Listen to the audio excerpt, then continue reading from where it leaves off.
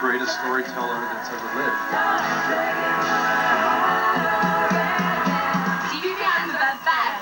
Stevie definitely they're the best fans in the world. Joe Pro even knows that. It's great to be playing for the best fans on the planet, Stevie Nicks fans. I just believe that my fans are like the coolest, you know. I may be the biggest fan Stevie Nicks has got in the whole world. Stevie Nicks is very devoted to her fans. If I can show a little devotion of my own in return for that, I think it's worth it. What I really connect with Stevie is that sense of magic that she has. I find mystical things interesting because it's just a different world.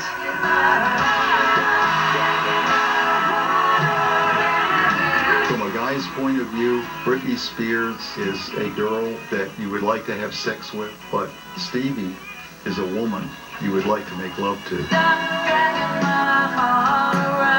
I'm surprised that more people don't dress like her. The types of fabric she wears, you know, velvet, chiffon, and lace, you know, those are great materials. When you dress up like Stevie, it's kind of like you're a star.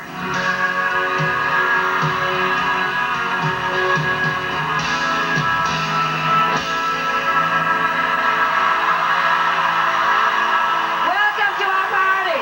Welcome.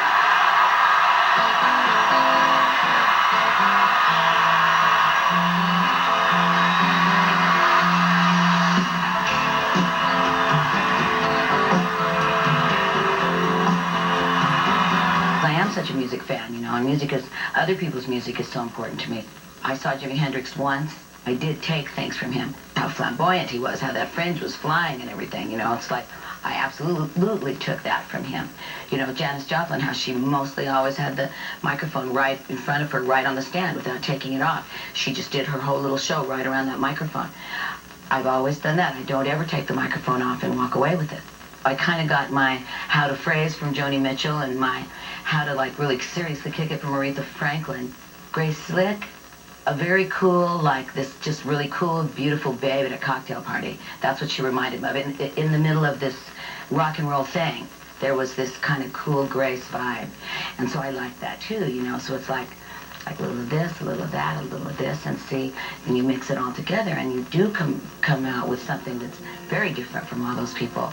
But yet in my heart, when I'm performing, I'm thinking of them always. I'm getting older too. I would think that a fan of mine would be somebody who was partly looking for the music and partly looking for that little fairy princess kind of fantasy thing.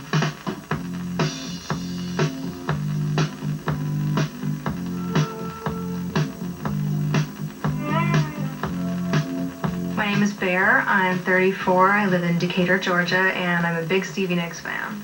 The first time I heard Stevie Nicks was in 1977. I was 10 years old, and my parents came home with a copy of Rumors and put it on, and I immediately fell in love with Stevie's voice.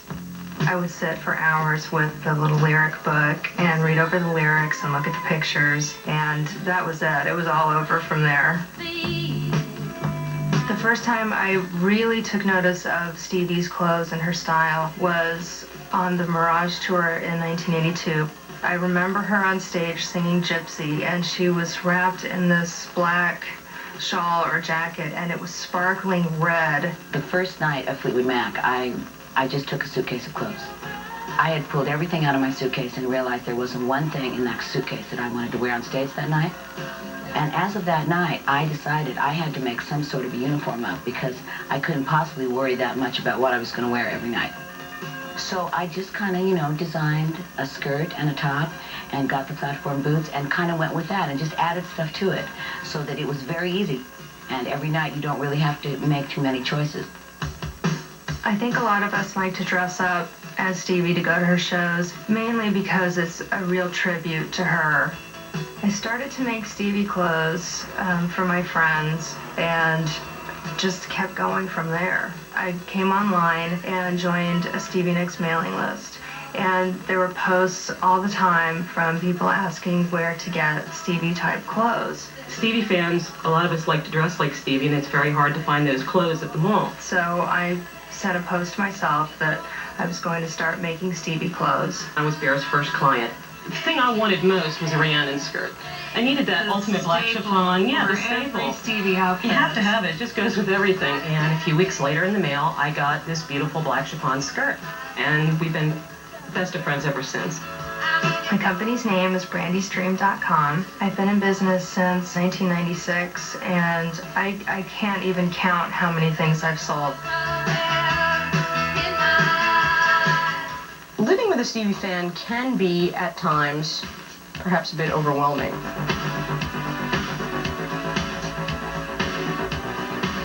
Mara's pretty tolerant of my Stevie obsession and the decorating. Perhaps there's a little bit more chiffon dangling off of random objects in the house that I'd care for. She's not exactly the shawl type person. And definitely not negative to Stevie herself, but I gotta say, the fans are high maintenance. High maintenance with the hair and the makeup and, 14 levels of clothing for, like, going to the grocery store or something. I would think that a Stevie Nicks fan would be somebody who, first of all, loved my songs.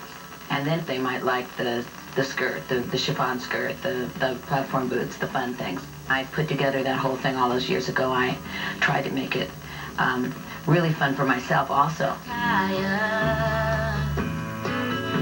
I'm thirsty.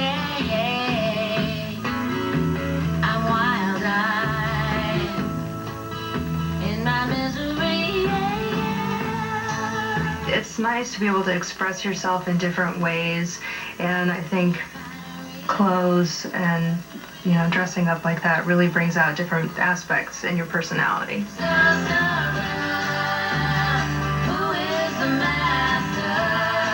I would hope that my songwriting would have still broken through, even if I had decided on a really unattractive outfit. If I had just not ever thought of anything special and just wore whatever came up that night, it might have made a little bit of a difference. I hope it wouldn't have.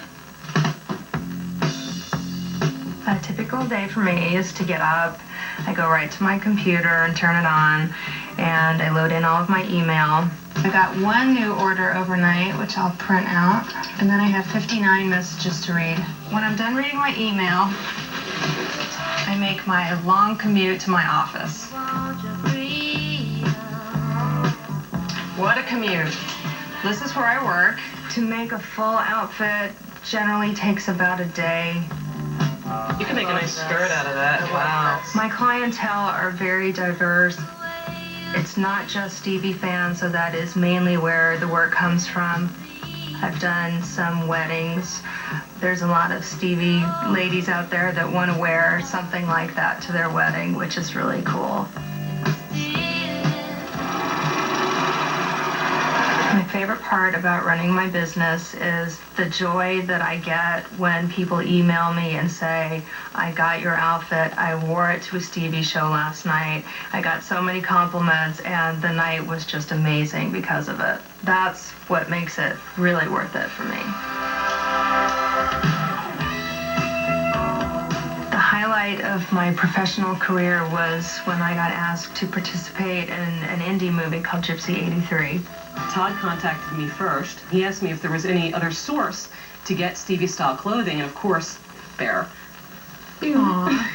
So I put him in touch with you. So Todd called me the day before my birthday, which I just thought was great. It's about a girl named Gypsy who loves Stevie Nicks. Sarah Rue, who's the star of the film, she plays Gypsy, and she and her best friend Clyde travel from Ohio to New York City to attend the Night of 1,000 Stevies.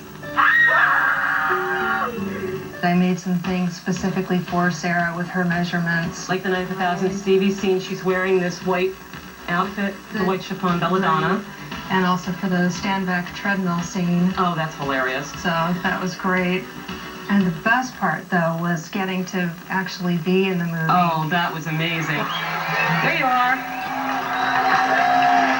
Night of 1,000 Stevie! Oh, that's your dress? There I am. There you are. I would really like to perform here tonight, but